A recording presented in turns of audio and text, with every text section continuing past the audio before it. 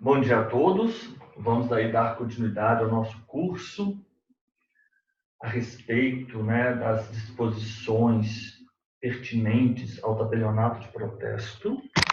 O nosso curso ele é voltado para a primeira fase do concurso de Alagoas, mas não apenas. Esse curso ele é um curso imprescindível para quem pretende prestar uma prova de cartórios. Embora nós tenhamos como norte, como guia, o Código de Normas de Alagoas, e estamos esquematizando artigo por artigo. Esse curso, ele pretende, sim, esgotar a matéria pertinente ao protesto. Então, vamos lá para o capítulo 2, apontamento. Do apontamento. Os senhores se lembram que, lá na primeira aula, eu disse aos senhores, no artigo 3º,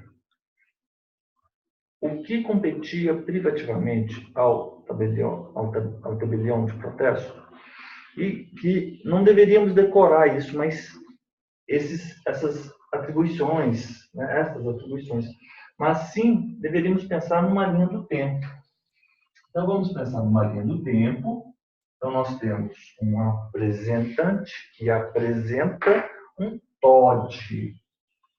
Vocês já estão familiarizados aí com as nossas convenções, correto? Então, nós temos aí, fazer aqui, um apresentante, ele vai apresentar um TOD. Ele vai apresentar esse TOD no tabelionato de protesto. A apresentação pelo apresentante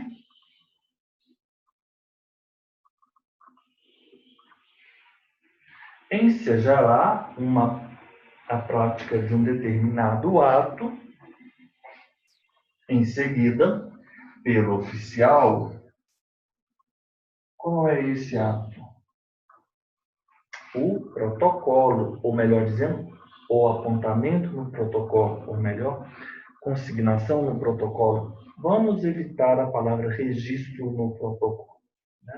Vamos usar a palavra consignar no protocolo, ou então apontamento no protocolo.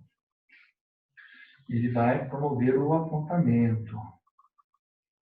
Após o apontamento, ele, por força de lei, é obrigado, oficial. Perdão, pessoal, não vamos usar a palavra oficial também, não. Vamos usar a palavra tabelião. Tabelião. Nós temos que ser bem metódicos. A palavra não é metódicos, mas rigorosos com a terminologia. Tabelião. Por quê? Porque oficial é uma palavra que identifica, porque, no sentido lato, ela pode ser identificada como delegatários, mas não é bom. Ela pode ser sinônimo de delegatário. Delegatário é um gênero, mas oficial, ela identifica aquelas figuras do registro oficial de registro ou registradores, correto? RCPN, RTD, RCPJ, imóveis e não são esses quatro. Apenas RCPN, RTD, RCPJ e imóveis, né? O RCPJ eu coloquei junto com o RTD. Imóveis. E RCPJ. Ok. São esses quatro. Oficiais de registro ou registradores, né? Ainda os oficiais de registro de distribuição, né, que se vinculam aos tabelionatos de protesto. Nós temos a 8935 de 1994. Então, o tabelião promove o apontamento pelo tabelião no livro protocolo, e logo em seguida ele fará ato contínuo em um determinado período após o apontamento no protocolo, não após, durante um período do apontamento no protocolo, ele está obrigado a promover a intimação. a intimação daquela pessoa que consta como devedor no TOD, correto? No TOD. Então, vamos lá. Nós temos o apresentante que apresenta o TOD. Para quem está assistindo essa aula pela primeira vez, ou melhor dizendo, assistindo a primeira aula, esta quarta aula, o TOD é títulos ou outros documentos de dívida. O apresentante, TOD. O tabelião promove o apontamento. Aonde? No livro. Melhor dizendo, onde? Né? Onde? Não aonde. Onde? Aonde é a ideia de movimento. Aonde você vai? Onde? O livro. O livro protocolo.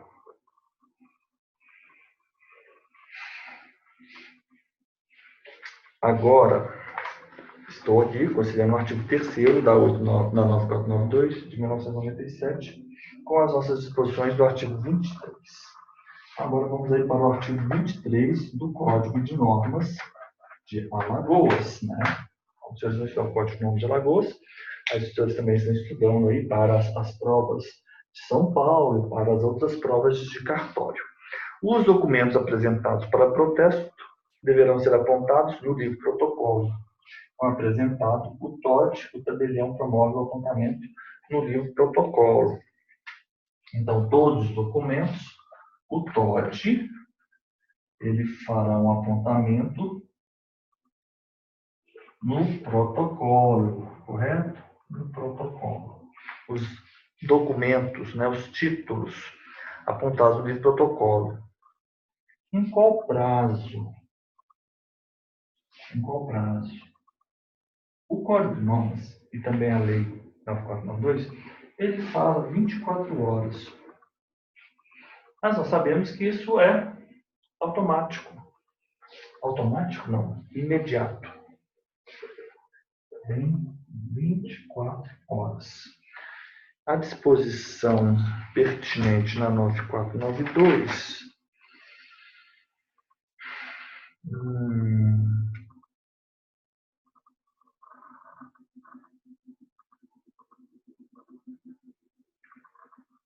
onde temos aqui?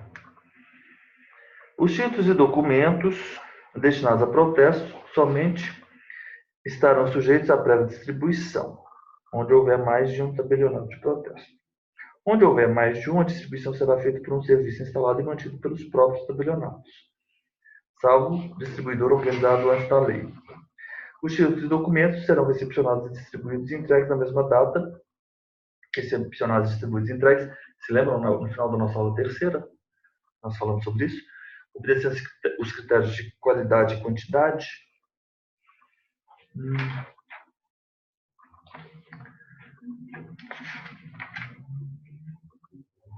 Protocolizado, o protesto será registrado.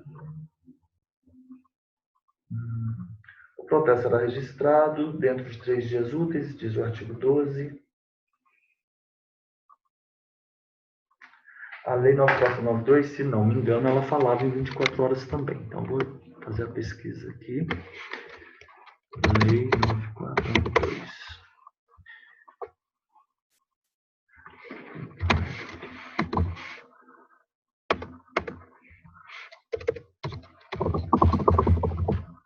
Ó, exatamente, é o artigo 5º. É o artigo 5º. Todos os documentos apresentados ou distribuídos no horário regulamentar serão protocolizados dentro de 24 horas, obedecendo à ordem cronológica de entrega. A Lei 9492 fala isso mesmo, no artigo 5º.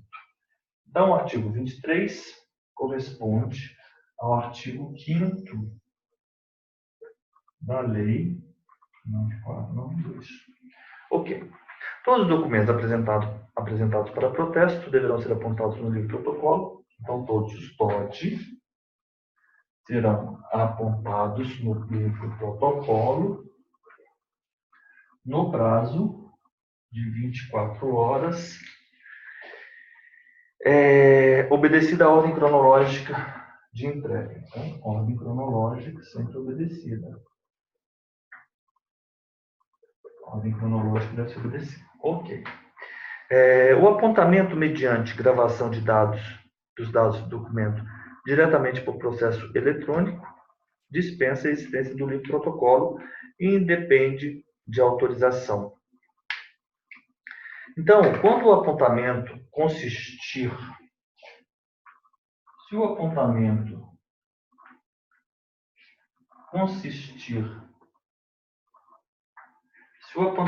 consistir em gravação dos dados do documento,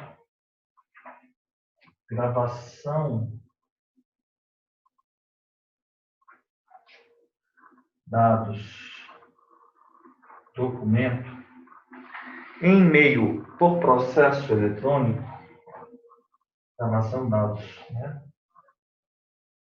processo eletrônico. Nessa hipótese, é dispensado o livre protocolo. Não há de se falar em livre protocolo.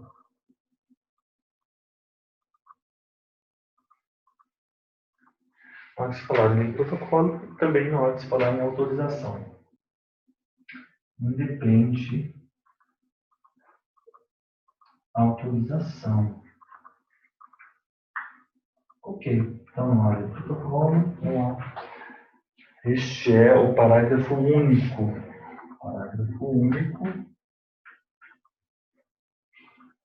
Do artigo 23. Então é isso. O apresentante ele apresenta o TOD e há um prazo de 24 horas para que o tabelião promova, consigne o apontamento no livre protocolo. A partir de então, do protocolo haverá um prazo para que ele intime o devedor. Esses TOD, esses títulos ou outros documentos de dívida, eles serão apontados, então, no livro protocolo, nos termos do artigo 23, em até 24 horas da apresentação pelo apresentante, e serão apontados em ordem cronológica de apresentação. Quando o apontamento consistir na gravação de dados do documento por processo eletrônico, dispensa-se o livro protocolo, independentemente de autorização. Como será escriturado o livro protocolo? Então, agora vamos passar para a escrituração do livro protocolo. Então, eu vou tirar uma foto aqui para os senhores.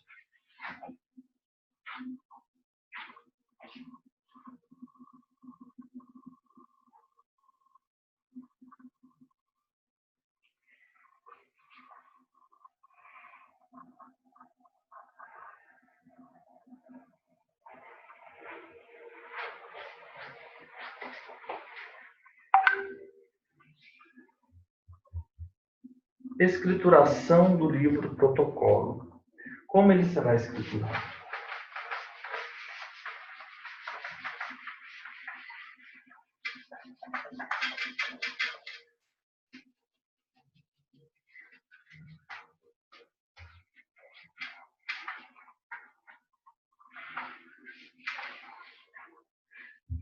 Escrituração, artigo 24.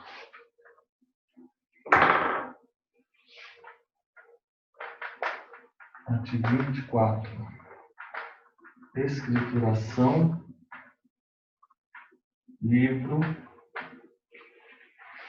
protocolo.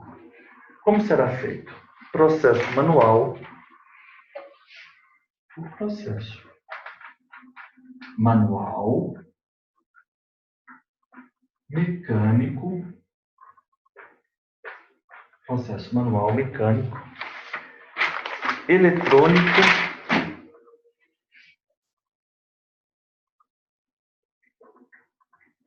informatizado. Isso é o artigo processo. Folhas soltas e colunas. O livro protocolo ele terá colunas. Como serão as colunas do livro protocolo? Então, vou desenhá-lo como são as colunas do livro protocolo. Então, aqui nós vamos ter o livro protocolo e vamos ter as seguintes colunas. Número de ordem. Então, essa é a primeira coluna. Número de ordem. Correto? Primeira coluna. Número de ordem. Natureza do documento. Natureza. Documento. Natureza do documento. Natureza do documento. Número de ordem. Natureza do documento. Valor do documento. Valor apresentante. Quem é o apresentante? Apresentante. Valor apresentante. Quem é o devedor? Devedor. Vocês devem decorar essas colunas, hein? E as ocorrências, né? Então, nós temos o número de ordem, a natureza do documento, o valor apresentante e o devedor. Então, colunas. Artigo 32. O livro protocolo da 9493. Então, vamos colocar aqui. Artigo 24 do Código de Normas de Alagoas. Ele vai corresponder a qual artigo? Ao artigo 32 da Lei 9492. Correto? O livro de protocolo, estou a ler o artigo 32 da 9492. O livro de protocolo, ele pode ser escriturado por processo, manual mecânico eletrônico informatizado, folhas soltas, colunas destinadas a número de ordem, natureza do título ou documento de dívida, natureza do documento, valor, apresentante, devedor e ocorrências. Correto? Então, matamos um coelho, 2 coelhos com uma cajadada só. A escrituração será diária, parágrafo único do artigo 24, correspondendo ao parágrafo único do artigo 32. Escrituração diária, constando do termo de encerramento, o número de documentos apresentados no dia, sendo a data do apontamento a mesma do termo diário de encerramento. Correto? Então, vamos colocar aqui o parágrafo único. Parágrafo único do artigo 24, que corresponde ao artigo 32, parágrafo único.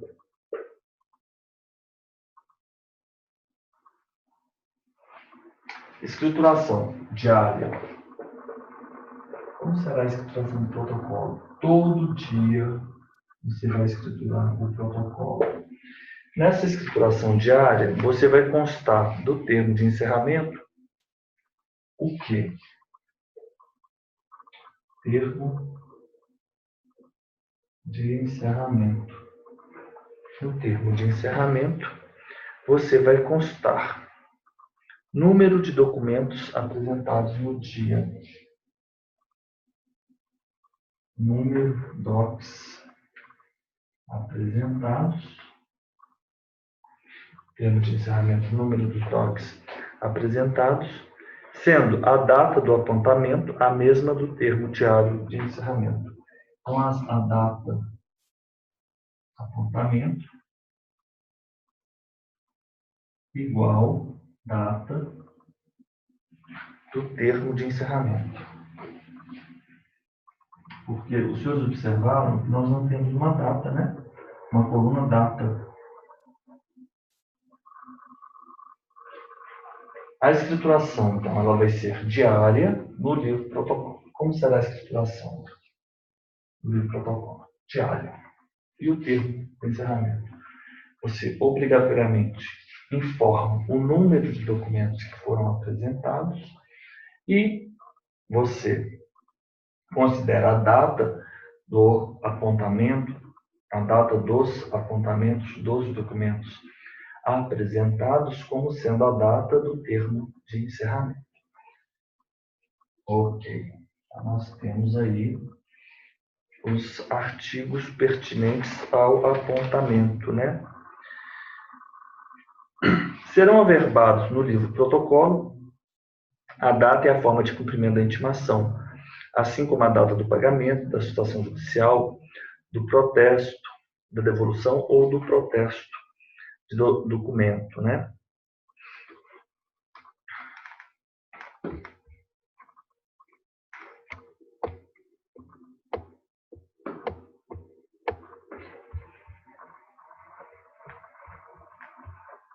E o que você vai informar aqui nas ocorrências? Você vai informar nas ocorrências, na coluna, a data, forma de cumprimento da intimação. Então, nas ocorrências, você vai informar a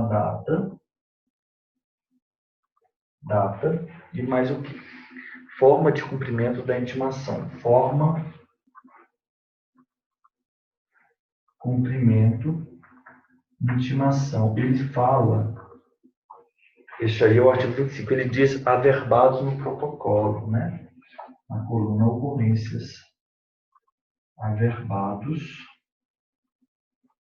no protocolo. Este aí é o artigo 25.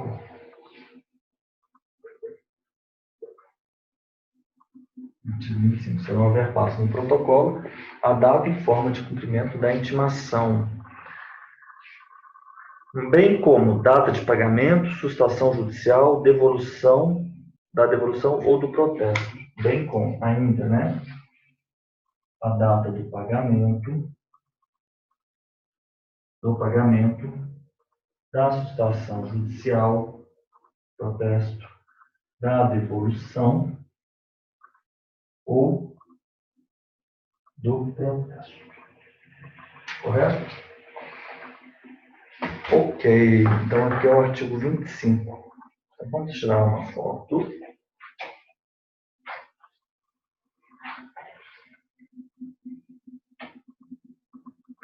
Esse capítulo é bem simples, né? Ele trata do apontamento. Bem simples.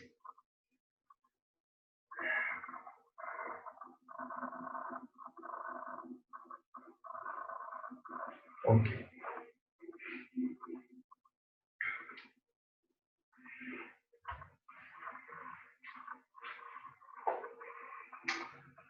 Apresentados os documentos pelo apresentante, diz a lei que há um prazo de 24 horas para o apontamento do protocolo pelo oficial. Esse apontamento deve ser em ordem cronológica. Okay. Como será a escrituração na hipótese de o apontamento ocorrer mediante ou se dar mediante elevação de dados do documento em processo eletrônico? Aí você não vai ter o livro protocolo e também dispensa-se a autorização. Como o livro protocolo ele pode ser escriturado? Bem, o livro protocolo ele pode ser escriturado por processo mecânico, manual, eletrônico, informatizado, em folhas soltas e com as colunas. Quais serão essas colunas do livro protocolo? Número de ordem, natureza do documento, ou título, valor, apresentante, devedor, ocorrências. O parágrafo único, tanto do 32 da 9492 quanto do 24 do Código de Normas, ele diz que escrituração do protocolo diária e termo de encerramento informa o número dos documentos apresentados e a data do apontamento dos documentos apresentados é a mesma, é igual à data do termo de encerramento. O que você averba no livro protocolo? Você averba a data e forma de cumprimento da intimação. Data do cumprimento da intimação, faltou essa informação. Forma do cumprimento e bem como data de pagamento, de sustação judicial, da devolução ou do efetivo registro do processo. Correto?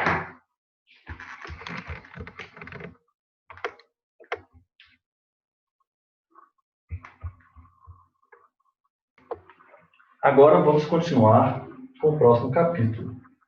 Capítulo 3º, que vai tratar da intimação.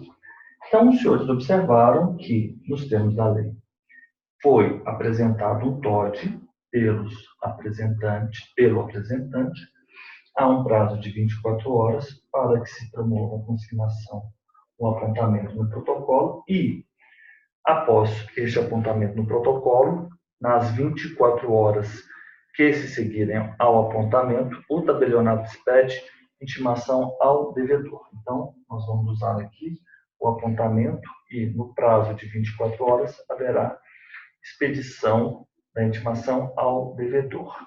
Bom, vamos lá para o artigo 26. Artigo 26.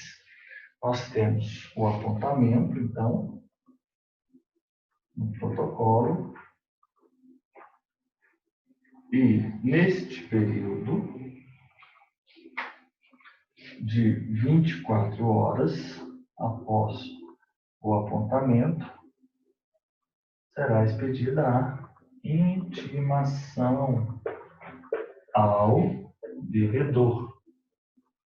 E ela será intimada no endereço fornecido, apresentado, declarado pelo apresentante.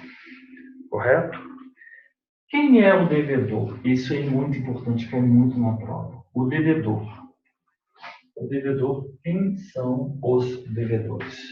Os devedores, nos termos do parágrafo primeiro, nós temos idêntica disposição na norma 492. Vamos lá para ver os devedores? Vamos lá, os devedores na norma 492.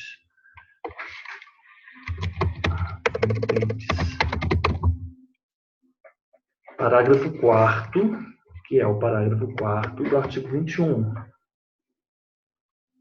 Artigo 21, parágrafo 4º, Lei 9492. Quem são os devedores? Quem são essas pessoas? Artigo 26, parágrafo 1º, no Código de Normas Gerais. Quem são esses devedores? O emitente da nota promissória,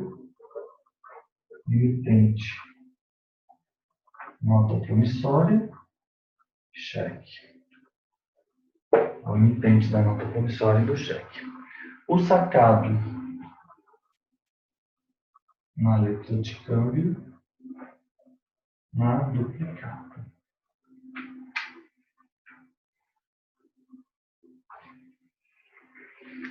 E a pessoa indicada pelo apresentante ou pelo credor como responsável pelo cumprimento. Pessoa indicada como responsável pelo cumprimento da obrigação. Pessoa indicada como responsável pelo cumprimento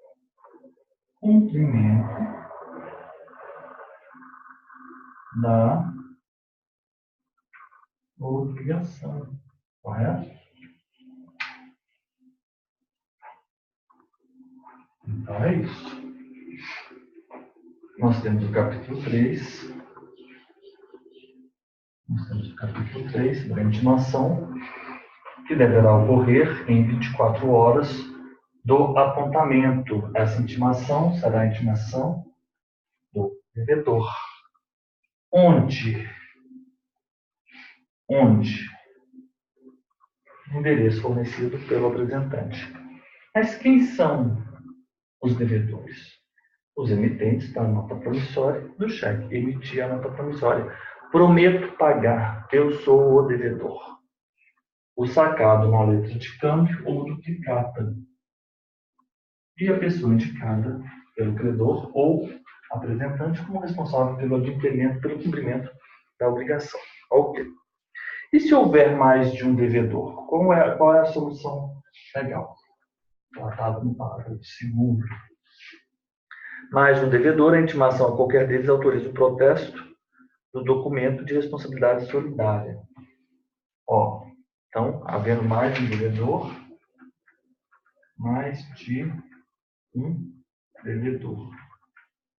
há mais de um devedor, mas a obrigação é solidária, hein?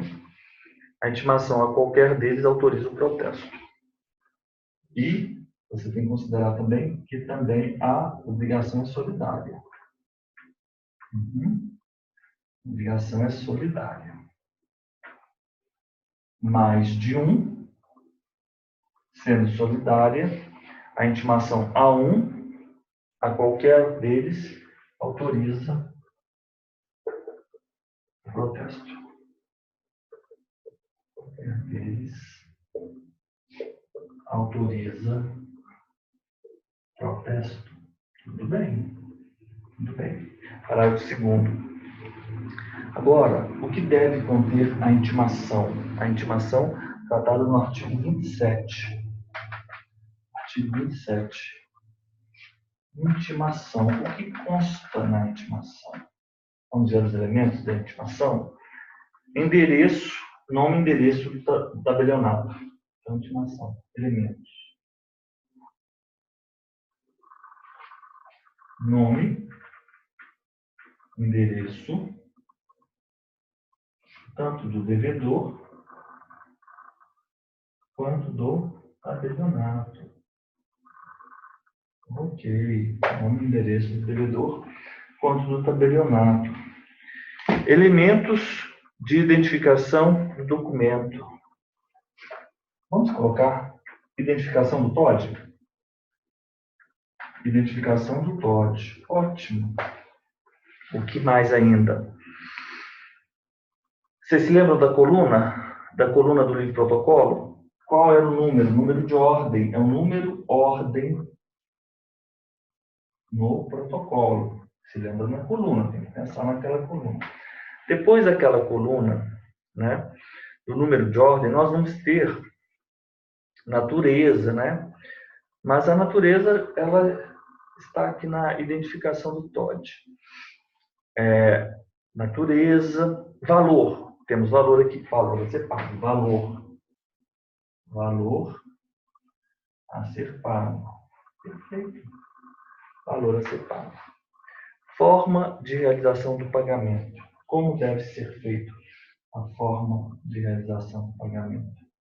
Forma, pagamento, forma do pagamento, prazo limite para cumprimento da obrigação.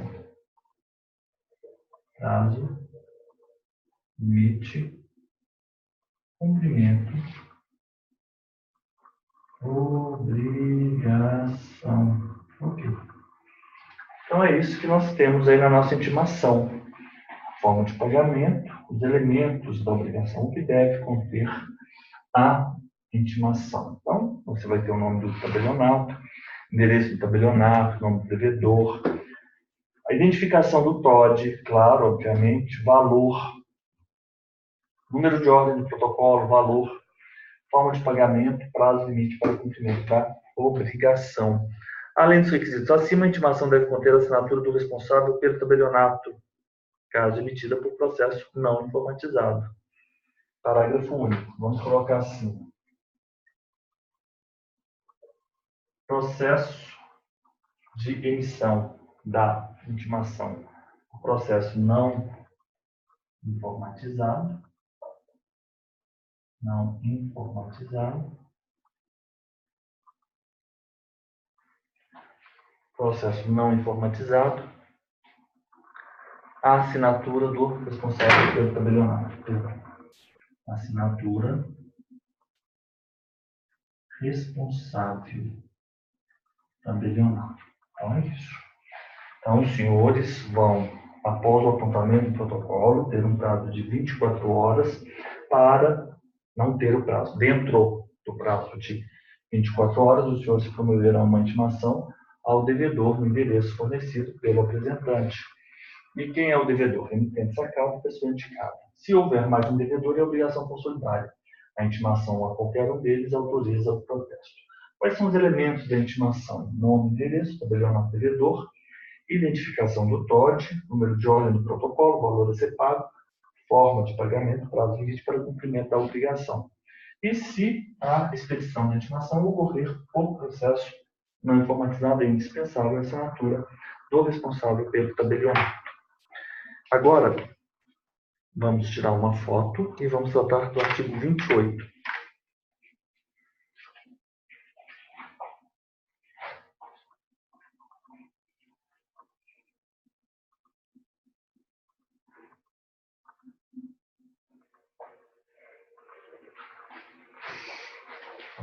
foto e vamos tratar do artigo 28. Ok, como é? Como é o artigo 28? A remessa da intimação para, ainda, mesmo que para cidade estranha à sede do tabelionato, pode ser feito por qualquer meio.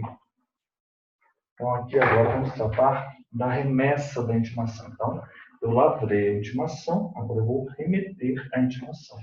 Então, vocês observam que é tudo muito detalhado. A ação dos senhores é bem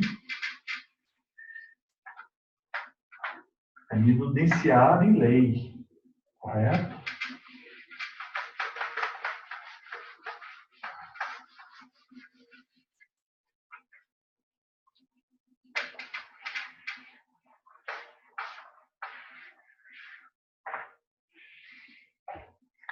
Artigo 28. Remessa. Artigo 28. Remessa da intimação. Como ocorre essa remessa dessa intimação? Qualquer meio. Como é feito? Por qualquer meio. Por qualquer meio. Ótimo. Vou remeter por qualquer meio. Mas o recebimento deve ser assegurado. Desde que assegurado o recebimento. Desde que assegurado o recebimento. Desde que assegurado o recebimento. Protocolo.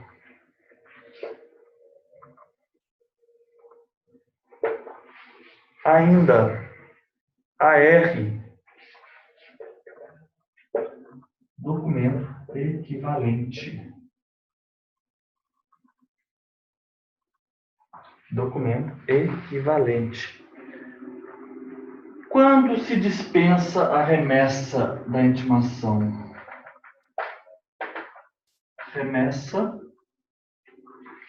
intimação dispensada. Quando? Quando se dispensa a remessa da intimação? Dispensada. Artigo 28. Parágrafo único. Quando se dispensa a intimação? Devedor declarou expressamente recusa. Primeiro, devedor declarou expressamente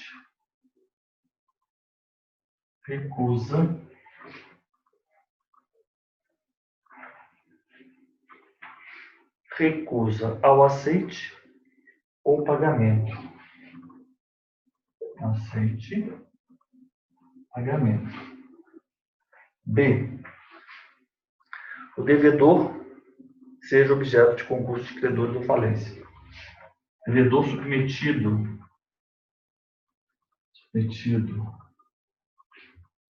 concurso de credores, falência.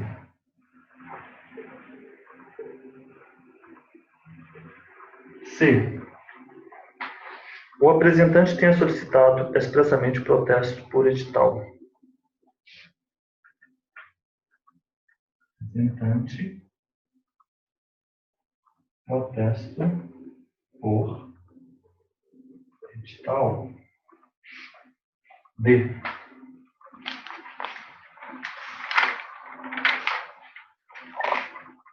Não, temos o D. Não temos o D. Ó, a remessa da intimação será feita ao devedor. Né? A remessa da intimação poderá ser feita por qualquer meio, mas desde que assegurado o recebimento. Como? Protocolo, AR, no documento equivalente. Tudo bem. Quando se dispensa a remessa? Quando se dispensa a remessa? Se o devedor declarou expressamente não aceitar ou não pagar. declarou expressamente a recusa ao aceite ou pagamento. Correto? O devedor estiver submetido a concurso de credores ou à falência e o apresentante requerer que seja promovido a intimação por edital, né? Solicitado a intimação, não protesto por edital, tem solicitado expressamente ele diz protesto por edital, mas a intimação por edital, né? A intimação por edital.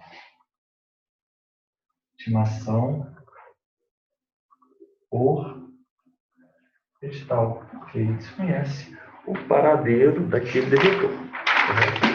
Agora vamos tirar nossa foto, vamos passar para o artigo 29.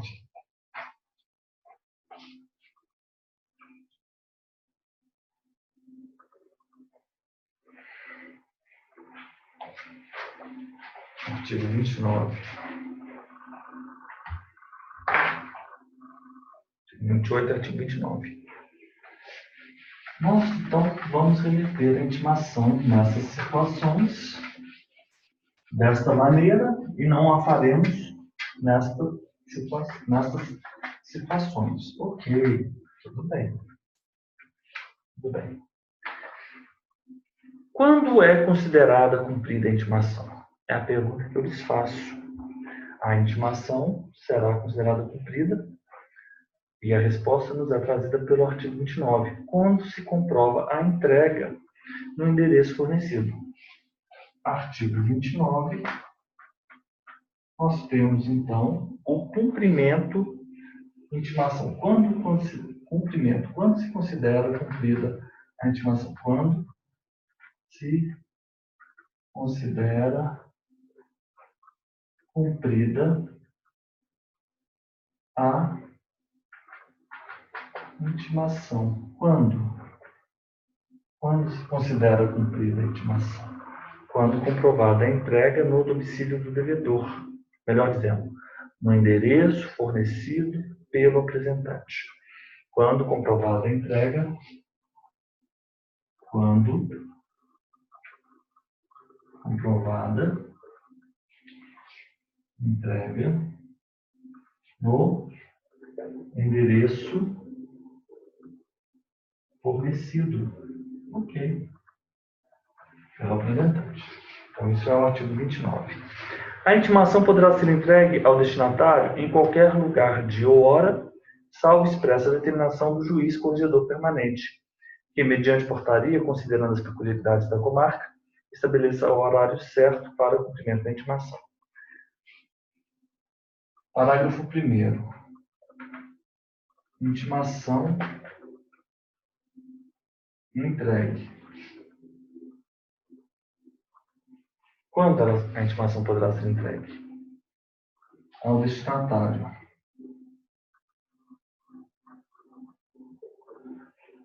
Qualquer lugar, dia ou hora.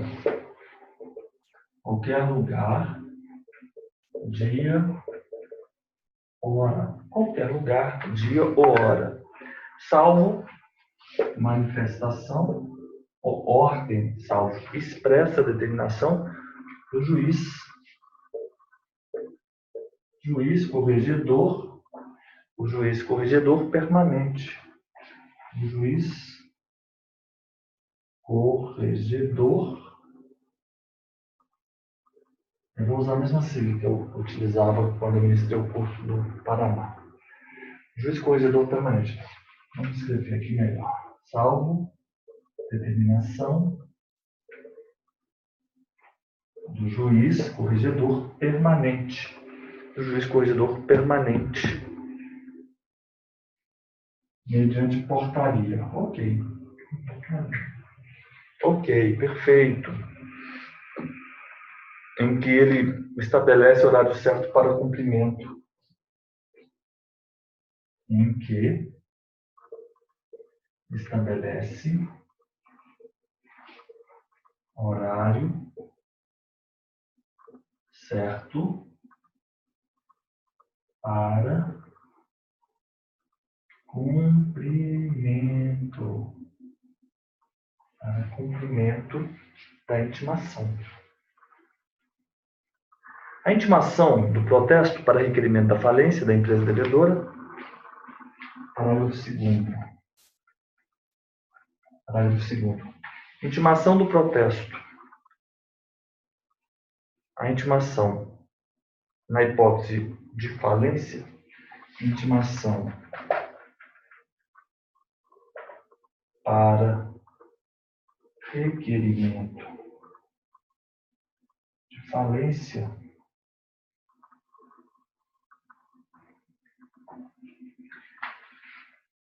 identifica-se a pessoa que a recebeu. Exige-se identificação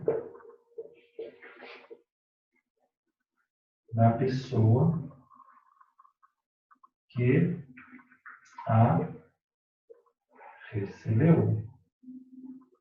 Ok? Então, vamos lá. Quando se considera cumprida a intimação?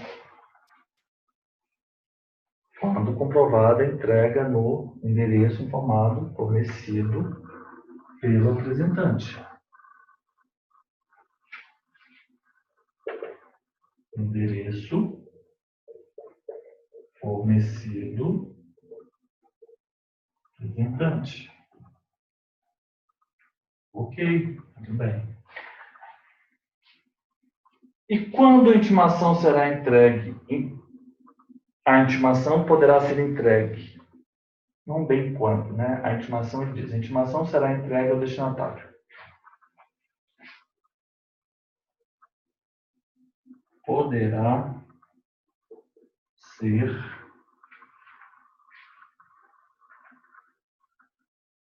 entregue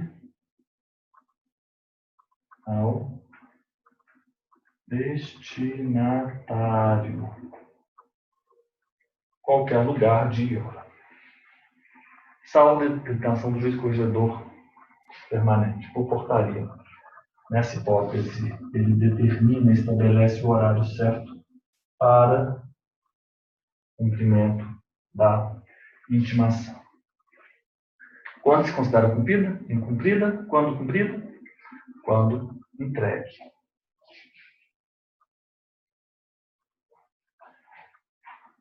Como ela pode ser? A intimação poderá ser entregue. Em quais circunstâncias? Em quando? Onde? Qualquer lugar. Quando? Onde? A intimação poderá ser entregue. Qualquer lugar, dia e hora. Quando? Onde? A intimação poderá ser entregue ao destinatário. Qualquer lugar, dia e hora, salvo determinação do juiz corregedor permanente. E se estivermos a tratar de uma intimação no bojo, né, para se requerer a falência, aí é imprescindível a identificação da pessoa que a recebeu. Correto? Vamos tirar nossa foto.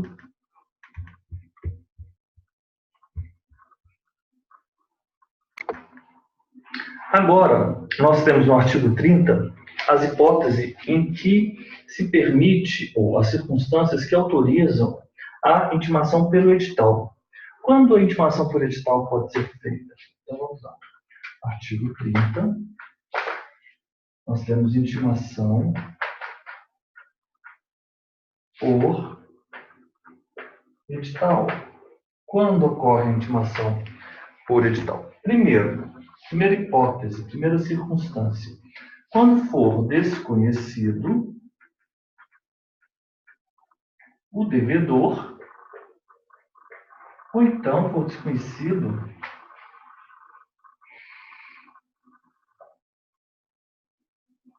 o endereço desse devedor.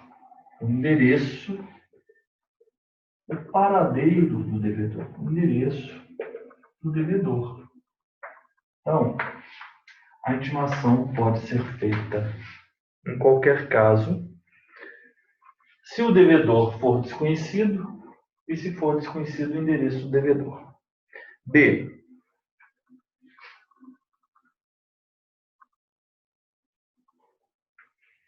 Se o devedor, por sua vez, embora conhecido, não esteja em lugar incerto ou ignorado. Lugar incerto, lugar ignorado. C. Ainda, devedor residente ou domiciliado fora da sede do tabelionato. Devedor residente, domiciliado fora sede tabelionato. E ele diz o seguinte, que não tenha sido intimado na forma do artigo 28, através de remessa de intimação, né, à cidade estranha do tabelionato, desde que não intimado com remessa, desde que aí não tenha sido remetido a intimação, desde que não intimado nos termos do artigo 28. Ok. Então, nessas hipóteses, eu terei a intimação por edital. Ela pode ser feita. Uma faculdade, a lei autoriza, poderá ser feita, né? Poderá ser feita. Se for o devedor desconhecido, ou se for desconhecido também o endereço do devedor, se o devedor, embora conhecido, esteja em lugar incerto ou lugar ignorado, o devedor tiver residência ou domicílio fora da sede do tabelionato, correto? Nos casos que autorizem a intimação por edital, o apresentante do documento deverá autorizar a medida por escrito, de forma genérica, relativamente a todos os títulos apresentados, ou específica, ou retirar o documento apontado. Então, como assim? O parágrafo 1º, ele fala o seguinte: nos casos que autorizem a intimação por edital, ou seja, nas hipóteses em ser desconhecido o devedor, em ser desconhecido o endereço do devedor, na hipótese do devedor se encontrar em lugar incerto ou lugar ignorado, ou se o devedor residir ou domiciliar fora da sede do tabelionato, obviamente desde que não tenha sido intimado nos termos do artigo 28, nos casos que autorizem a intimação por edital, o apresentante do documento deve autorizar a medida por escrito, de forma genérica, relativamente a todos os títulos. Nos casos em que se autoriza a intimação editalícia por edital, o apresentante ele deve o quê? Deverá autorizar a medida por escrito. O apresentante autoriza por escrito. O apresentante autoriza por escrito, de forma genérica, relativamente a todos, genericamente a todos, genericamente a todos os TOD, correto?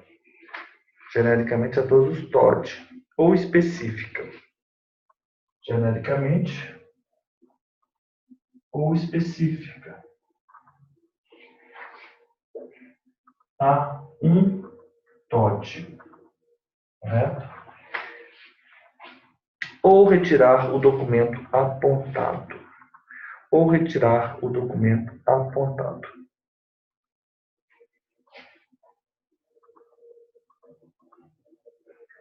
Retirar o documento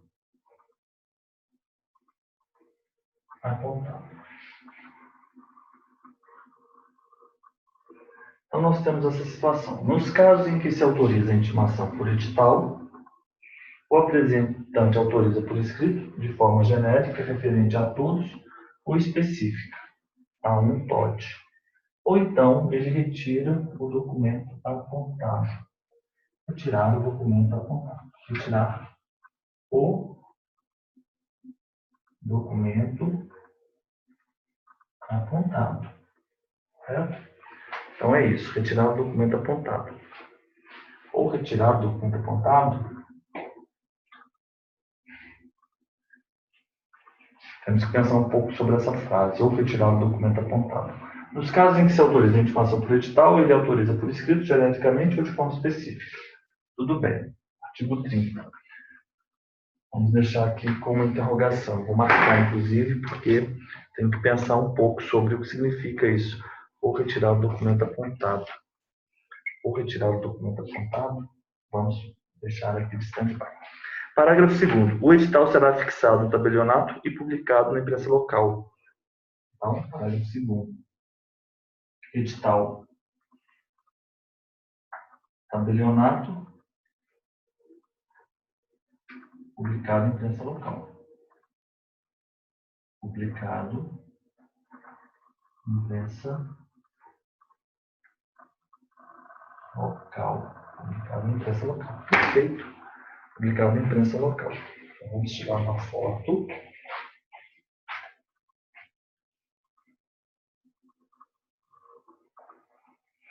Então é isso. Nesses locais ele deverá autorizar por escrito, né, a ocorrência da intimação por edital. Então, nos casos em que se autoriza a intimação do edital, o apresentante autoriza por escrito, genericamente a todos os TOT, ou específica a um TOT, ou retirar o documento. A publicação de que trata o parágrafo 2º, na imprensa local, onde houver jornal de circulação diária, não fala grande circulação, poderá também ser feita em sítio virtual da internet, mantido e custeado pelo IEPRO, com a indicação do endereço físico do tabelionato de protesto de origem, sem prejuízo da fixação dos apontamentos nas dependências das respectivas serventias. Ok? Então, essa publicação poderá ser feita nos termos do parágrafo 3º na internet, mas sempre, quando feita na internet, você deve indicar o endereço físico do tabelionato de protesto, endereço físico do tabelionato de protesto, de origem, e também deve afixar nas dependências das serventias, né? Afixar nas dependências da serventia. Dispensada, claro, a publicação no jornal. Então, é isso. A publicação poderá ser feita pela internet, em sítio virtual da Rede Mundial de Computadores, mantido e custeado pelo IEPRO, com a indicação de endereço físico do tabelionato de protesto e a fixação nas dependências da serventia. Publicação na imprensa local. Não haverá cobrança pela publicação por essa publicação. Então, aqui na internet, é o parágrafo 3º, né? Vamos colocar aqui o parágrafo 3º. E aqui, vamos colocar mais uma seta, que é o parágrafo 4º. Não ficou tão bom assim, mas tudo bem. Não haverá cobrança. Não há cobrança. Não há cobrança. O protesto lavrado em decorrência de decisão judicial independe de nova intimação. Então, eu vou aproveitar esse espaço aqui. Vamos colocar protesto lavrado em decorrência de quê? Em decorrência de decisão judicial. Decisão judicial. Nessa hipótese, esse protesto que foi lavrado em decorrência de decisão judicial, ele independe de nova intimação. Independe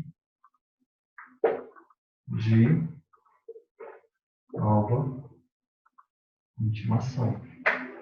Minha caneta já está terminando.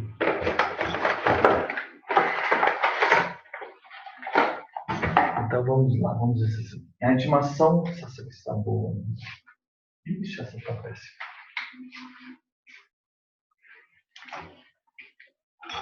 Vamos ver essa aqui. Essa também tá ruim. Mas tudo bem. Vamos lá. Intimação por edital. Como ocorre a intimação? Em quais circunstâncias em que estão autorizadas as intimações pelo edital? Se for desconhecido o devedor, se for desconhecido o endereço do devedor. Tudo bem. Desconhecido o devedor, desconhecido o endereço do devedor. Se o devedor estiver em lugar incerto ou em lugar ignorado, e se o devedor residir domiciliar fora da sede do tabelionato, desde que não intimado, nos termos intimado, termos artigo 28. Termos artigo 28.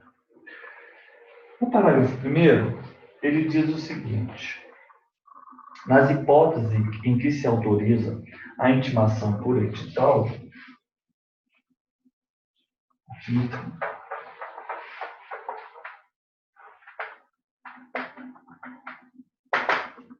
intimação por edital. Vamos colocar aqui intimação por edital. Que são essas previstas nas alíneas A, B e C. O apresentante, ele autoriza por escrito, de forma genérica ou de forma específica. Genericamente, relativamente a todos os TOD. Específica a um TOD. Ou retira o documento apontado. Intimação por edital. Por edital.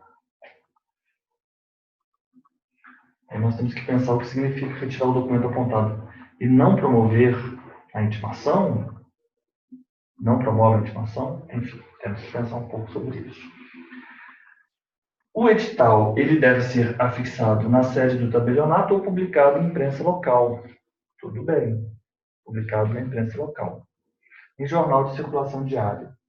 Mas ele também pode ser publicado na internet, em endereço mantido e custeado pelo Instituto de Estudos sobre Protestos, com a indicação do endereço físico do tabelionato do protesto de origem e também com a fixação nas dependências da serventia. Então, se é publicado na internet, você informa em qual tabelionato que foi apresentado aquele documento para o protesto.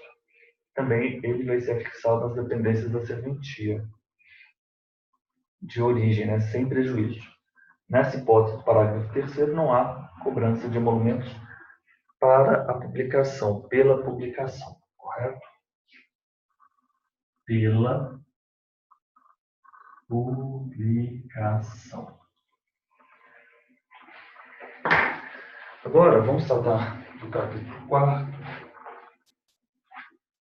Vamos tratar do capítulo 4º.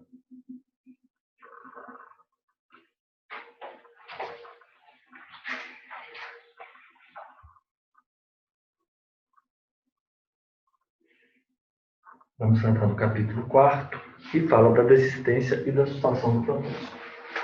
Então, os senhores estão observando, né, que estamos a seguir aquela linha cronológica. Estamos seguindo aquela linha cronológica.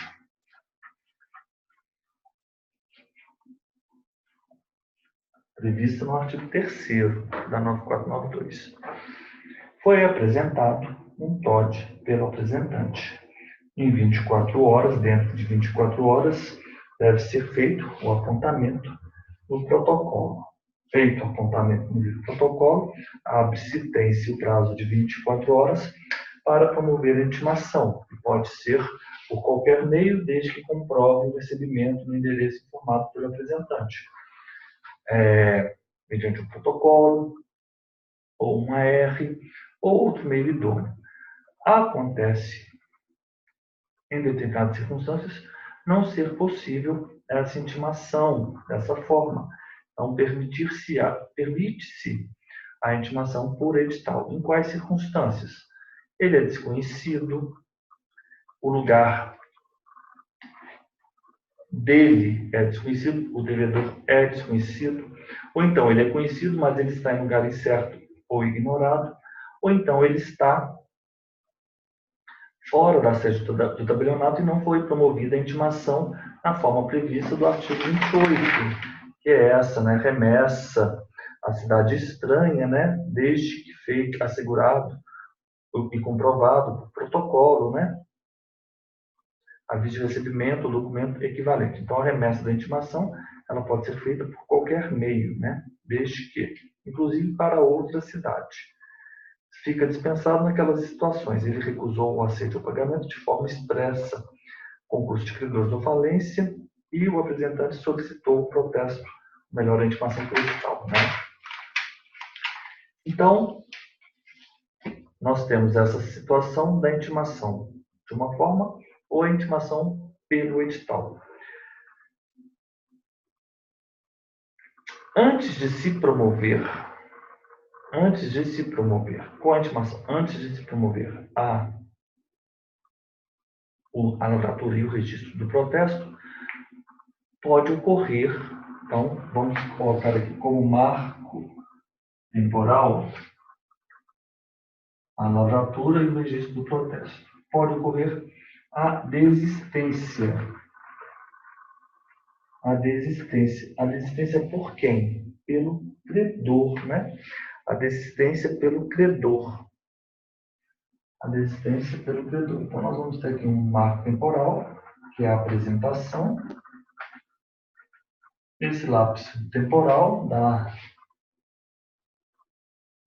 apresentação e pela lavratura e registro pode ocorrer a desistência. Mas antes que ocorra a desistência, essa desistência é pelo credor. Nesse período, pode haver uma ordem judicial que impeça a lavratura. E aí nós temos a sustação. A sustação, ela é judicial. Aqui, posteriormente, a lavratura e o registro, você não pode sustar o registro. Então, você vai cancelar, pode ser tanto pelo credor, quanto por ordem judicial. Agora ficou melhor. Da outra vez eu considerei como o cancelamento fosse uma desistência, mas na verdade você não desiste quando já... Você até desiste, mas o nome adequado não seria desistência, porque ele já foi lavrado. Então o nome adequado seria cancelamento. Então o protesto poderá ser sustado pelo apresentante do título ou por ordem judicial. Aqui mais uma vez ele diz, né, ele considera a desistência e sustação. O protesto poderá ser... Ele também chama a desistência do credor de sustação. Mas isso aqui está adequado, correto? Então, senhores, ele pode sustar, né? Que é a desistência do credor. Eu vou colocar da melhor forma. Então, eu vou colocar o seguinte.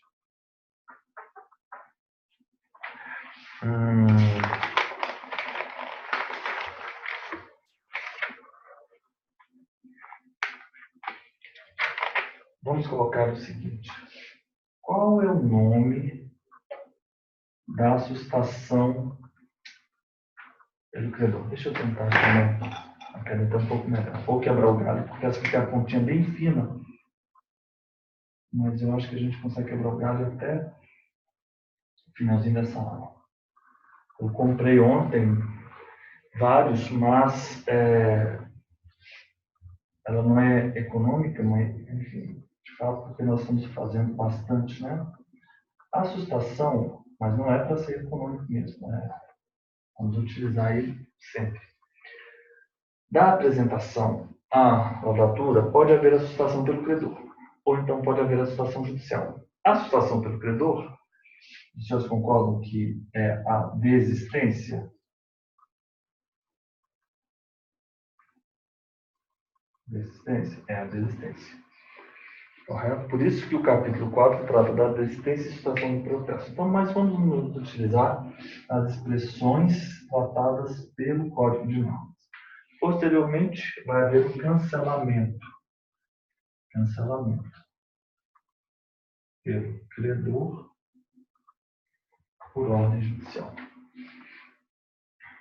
Apresentação, LRP.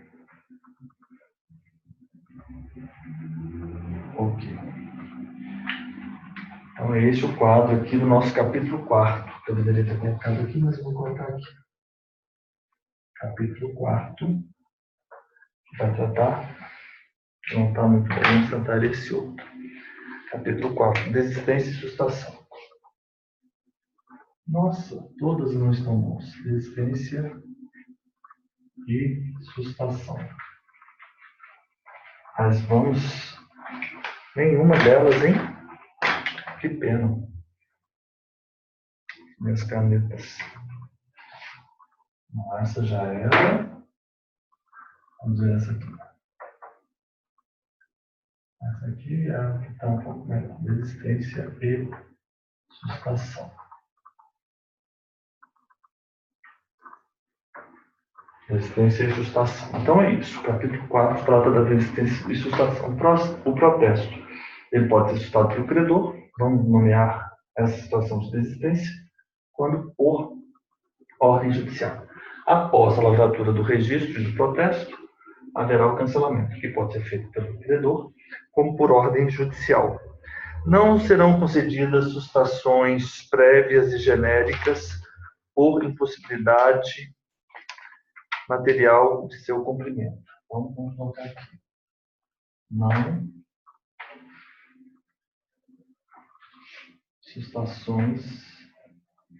Não ocorrerá sustações prévias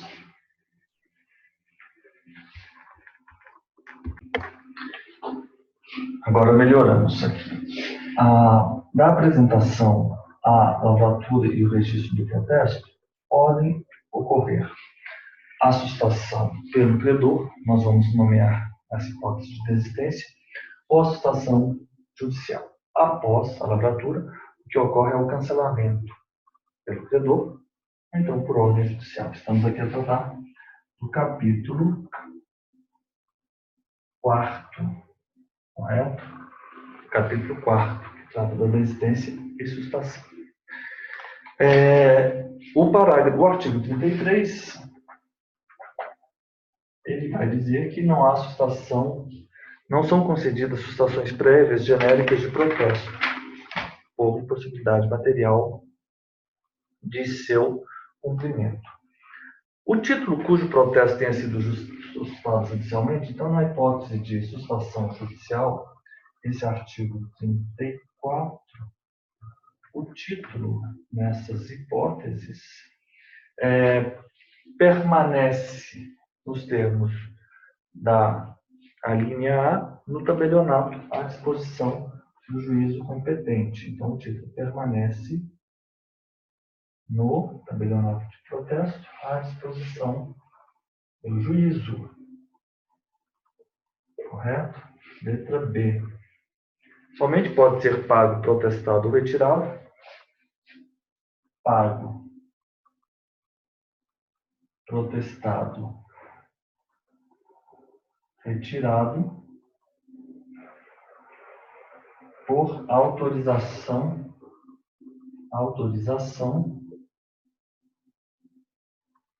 judicial. Letra C.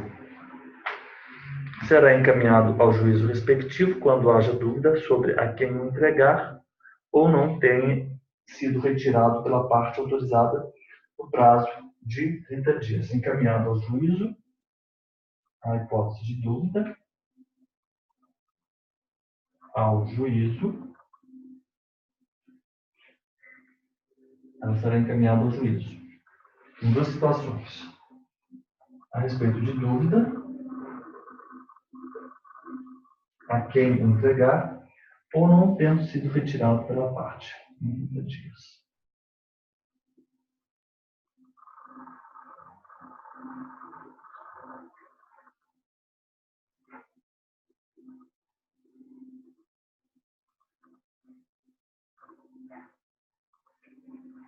30 dias.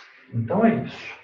Na solução final dos processos de suspenção de protesto, o juiz de direitos pede correspondência ao tabelionato de protesto, determinando a efetivação do protesto ou a restituição do título, sendo a decisão averbada no livro protocolo. Então, o artigo 35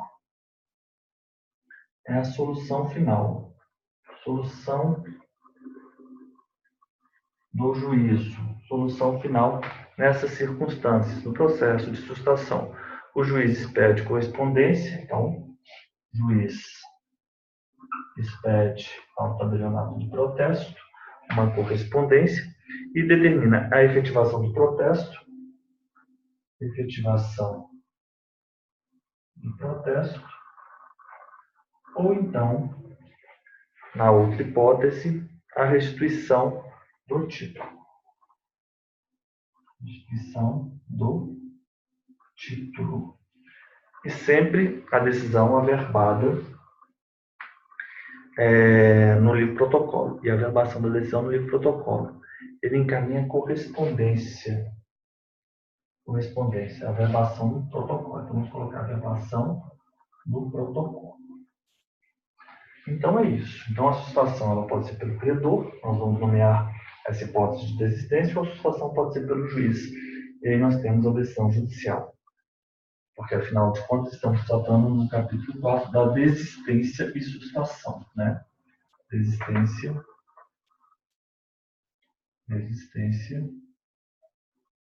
e sustação. Ok? Não há sustações prévias genéricas, ou impossibilidade material do cumprimento delas, né? Nas sustações do cumprimento, não há. E na hipótese de haver uma ordem judicial de sustação, o título permanecerá no tabelionato de protesto à disposição do juiz. Ou então, ainda, ele não poderá ser pago, protestado ou retirado, a não ser com autorização judicial. Será encaminhado ao juízo, na hipótese de dúvida, a quem entregar,